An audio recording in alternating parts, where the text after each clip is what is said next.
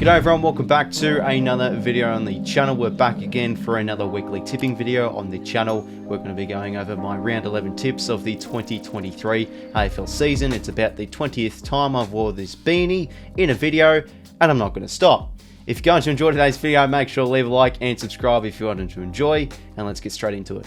Okay everyone, so my tips from round 10, the previous round, managed to acquire one of the lowest scores I've gotten so far from this past month or so. A 6 out of 9, it isn't disastrous, probably somewhere around the average, it's the top 47%, so yeah, a little bit above average, but yeah, we had a few tips that were sort of questionable, that didn't really pay off, but there were a few upsets this round, so yeah, I mean, you can't be too mad with around a 6 out of 9, so tip Port Adelaide. Felt good about this tip. I just backed in Port at home, and I'm just liking the style they are playing. And honestly, they really should have won by more. I felt like they were in control for the majority of this game. One of the games of the year as well, and they got home by 4 points. Very, very lucky my Sydney Swans getting the job done over a very gallant North Melbourne side by 3 points with the controversy, but it was a fair enough free kick in the end. I really didn't look too much into the outs for Adelaide. I didn't realise at the time Taylor Walker was out. I knew that 𝐓𝐿 was out, but yeah, just some key outs. Also, 𝐷𝐷𝐻 was out, which was pretty big too, but the Doggies really should have won this game by more. They were pretty inaccurate, and yeah, probably just one of those games Adelaide were due for, with just a pretty poor game, given their side is still raw and still trying to find their feet in possibly becoming a final side this year. Tip the Cats again. I just felt like they really get things, you know, back in the winner's circle, just given the list they do have and how they are playing. But it's just the outs at the moment that's really killing them. No Dangerfield, they're struggling, and Freo adapting that new game style, or they just look like a whole new team at the moment, the Dockers. So a really solid win, and I'm keen to see how they do go against the Demons this week. Pretty straightforward tip with the Lions, went with them. Went with the Tigers, I think most people did, but wow, the Dons coming back and clutching that victory from the jaws of defeat with Sam Durham to start in that fourth term. Tip the Hawks, again, pretty straightforward. This game, I thought it would be a lot closer, but honestly, deep down, I felt like Collingwood would have just been the better team, a way better team than Carlton. But just usually with these games, they're usually a lot closer. But Collingwood were really too good, game over really by quarter time. And yeah, I went with the Saints, backed them in, thought it'd be a cagey affair. It sure was, they got it done by 12 points. So yeah, 6 out of 9 for this round. Hopefully we can do better heading into round 11. Right, so the round 11 tips kicks us off with the first game, the Swans hosting the Carlton Footy Club at the SCG. Looking at this game at the start of the year, you'd think, oh, this could be a nice, tasty matchup, two really good-looking finals teams, but now it is a mid-table slogfest versus two teams that are terribly out of form, on very low confidence. Method is terrible, and also a few injuries with both teams. So yeah, really don't know what to expect with this game. It either could just be the most boring Friday night game ever, but look, I think a lot of people will probably be heading into this game thinking it will be close.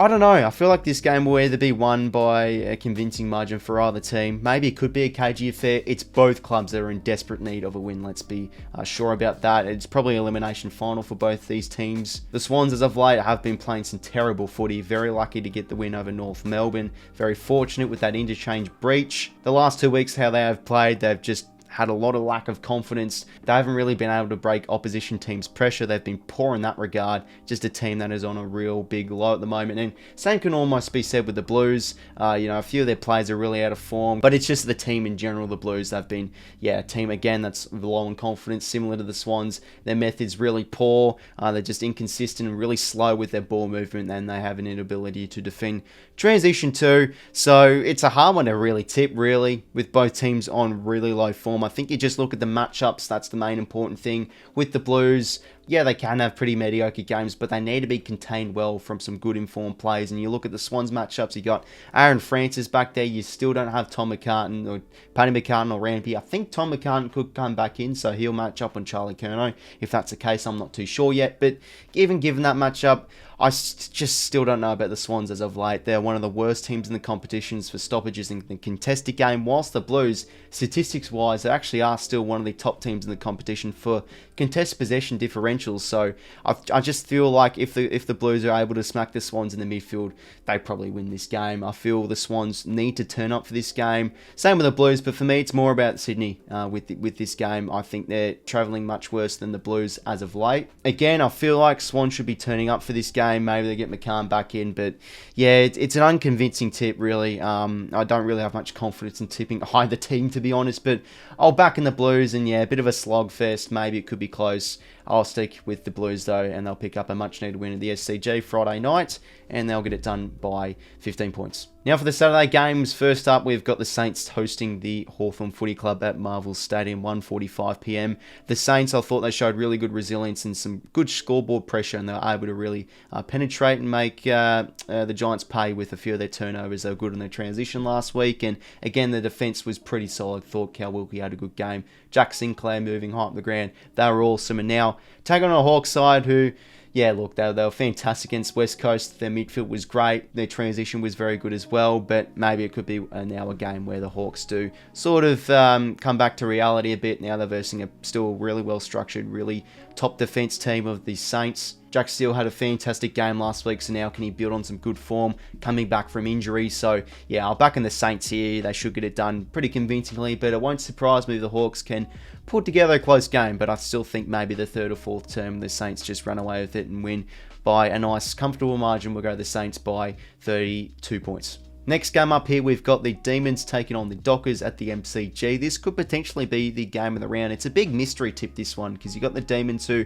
have had a bit of a soft run with a few of their fixtures the past 6 or 7 weeks. They versed a pretty strong Port side, and yeah, they went down by 4 points, but you can see that I feel like from that game last week, the Demons, they really struggled to gain control for a whole heap of that game. They just gained momentum that third term, and they're versing an informed Dockers side who are adopting, yeah, just that style from last year, just really aggressive, taking the game on, heavy corridor use, and that's what the Dockers can really offer when they are up and about. And this fixture last year, the Dockers managed to knock off the Demons after they're up by like a good convincing margin. Clayton Oliver is a big out for the Demons, really probably does hurt their stoppage and maybe clearance work, where Brayshaw and Sarong, and honestly, O'Meara's been really good as of late, so I feel like this is an opportunity for the Dockers to potentially win the clearance game here. Maybe it's a battle to be won in the midfield. But then you have the likes of Stephen May and Jake Lever back there. They do have a really well set up defence back there, the Demons, and you think matching up on maybe a few of those younger forwards like 𝐼𝐿𝐴 and Luke Jackson, they'd be able to get a good hold of them maybe heading into this game. I mean, I haven't tipped Fremantle for a while. I feel like if I don't tip them, they'll probably win, but if I finally get on board,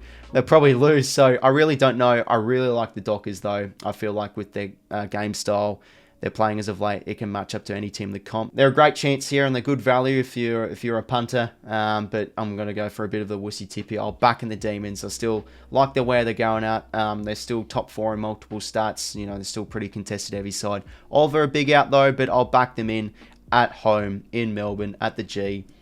Maybe a KG affair. I think Freo will bring it up to them, but the Demons will be too good in the end. We'll go to Melbourne by 16 points. Next game here, we've got the Cats taking on the Giants at 𝐺𝐸HBA Stadium. Probably maybe an instant tip here for a lot of people.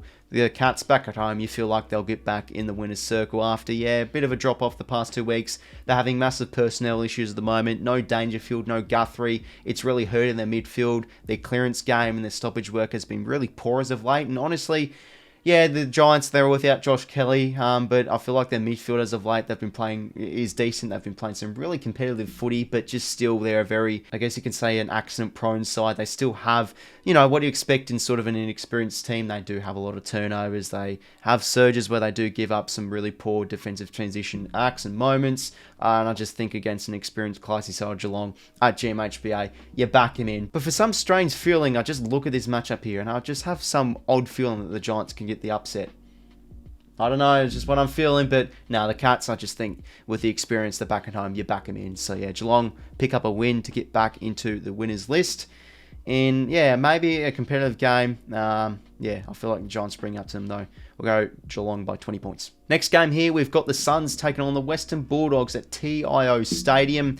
Now, look, the Suns have been a little bit inconsistent as of late. I still think overall they have been a team that can really bring it up to some good opposition. Their clearance and contested game is up there with the best in the competition. You look at the Bulldogs, who have a strong midfield. I think that can match them in that department. But as of late, the Doggies' defense has been really good. They've been a team that's fantastic in the air. A few players in really good form too. So probably, yeah, they are the better looking team here, of course, but you never know with the Suns, not only in Gold Coast, but up in Darwin. They play their best brand at home in those hot and humid conditions where it could you know, maybe hurt the Bulldogs. I think the last 8 games have won they've won 7 from that. So maybe the Doggies are due a bit of a down game.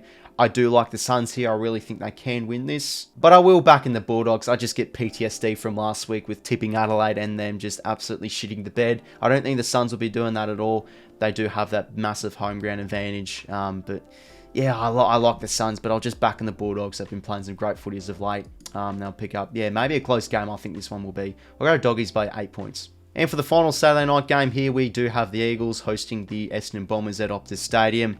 I mean, the Eagles are coming off the back of one of the worst losses I think you'll see in quite some time, losing to 18th place by over 110 points. I don't think the Bombers will come out and win by over 100 points. You know, usually after big thumpings, teams can sort of like reset a little bit and show a bit better footy. I mean, this game last year, the Eagles managed to knock off the Bombers, but the Bombers were quite worse, obviously, from last year compared to now. They're a more competitive team. They're playing some good footy, and I feel like now they're due another win, and they're due probably a bit of a winning streak now, considering how competitive they've been against some good sides. So, yeah, they'll get a nice confidence-boosting win, maybe a bit of percentage booster to potentially move into the 8 at the end of the round. Yeah, back in the Bombers, and they'll be getting a pretty big win on the road. We'll go Essendon by 61 points. For the Sunday games now, we've got a cracker to kick off your Sunday. The Tigers versus Port Adelaide at the MCG. The Tigers, as of late, have been the number 1 team to talk about around the water cooler.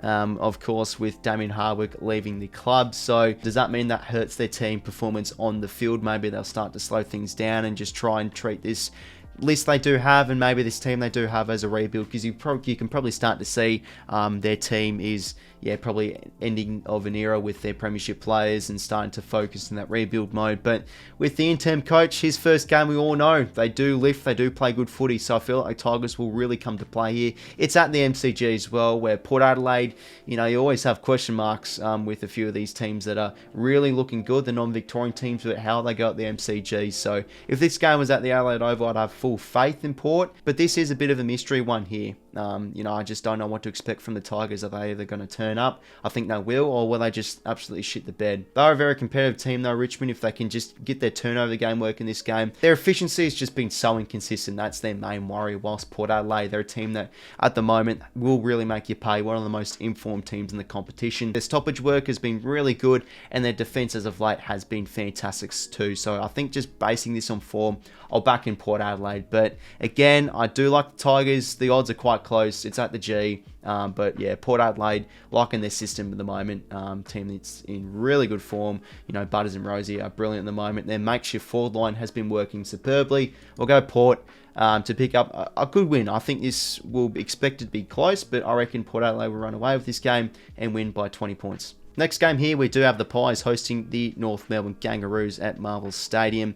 Instantly, you just feel like Collingwood should be picking up a big win here. But hey, from that game last week, North thought their clearance game was superb. They beat the Swans by 20 clearances. Can you believe it? So, yeah, I think with some games, North can actually have a game where they show really good midfield ability. Their clearance and contested games sometimes can be really good. Thought their rebounding off halfback was fantastic last week too. So I think they gain a bit of confidence and a bit of anger into this game and show a really good competitive fight against the Pies. And this game's at Marvel Stadium too, so maybe with a bit of a venue change, not this game being at the MCG, a little bit of a smaller ground, North maybe with their pressure can swallow the Pies a bit when trying to defend their transition. But yeah, the Pies at the moment, they're flying. You can't really be going against them at the moment, sitting with 9 wins and 1 loss. They're one of the most high chemistry and informed teams in the competition. So with that explained, I do have to go with the Pies, even though I think we'll see a competitive outfit once again from the Kangas. We'll go Collingwood though. They'll be too good in the end. The Pies will win by 36 points. And for the final game of the round, we do have the Crows hosting the Brisbane Lions at Adelaide Oval. This is a really interesting tip here because the Crows, well, that was one of their worst performing games in honestly quite some time. Really uncompetitive. They were really poor in the midfield. They could barely get the ball in their forward half. It was a game to forget, but you just feel like now, back at Adelaide Oval, back at their fortress, they will bounce back. And yeah, a game they really want to win to keep in touch with the 8 or stay in the 8 against a Lions side who are probably one of the best teams in the competition. I think they're up there for one of the number 1 teams in the comp for attack. We all know about their forward half. It's been humming at the moment. Danaher and Charlie Cameron, alongside a few other numbers in there. Cam Rayner, Lincoln McCarthy, they've just been brilliant down in their forward half. Midfield's been humming at the moment, and they've been a team that's really good with their pressure and really deadly off the turnover. So, yeah, just with those factors combined, I feel like you probably do need to back in the Lions here. But, yeah, this game, Adelaide Oval, they are a high-scoring side as well, the Crows. So I think they bounce back and really show their true form of some really good forward half ball use back at their fortress as well. So I like the Crows here, but I just feel like the Lions are a whole new team this year. I think off the ball they're a little bit better. They might struggle a little bit to contain a few of those Adelaide forwards. And this, honestly, I think could be a high-scoring affair. But for me, I'm really liking the Lions at the moment. They've won a few games away from home, and I reckon they will continue that. So I'll back in the Lions here to pick up this win away from home. I think this one will be a shootout. We'll back in the Lions to pick up the win away from home. We'll go Brisbane by 12 points. So over on there were my tips for round 11 of the 2023 AFL season. Make sure to leave a like and subscribe if you wanted to enjoy. And until next time, I will talk to you later. See you later, fellas.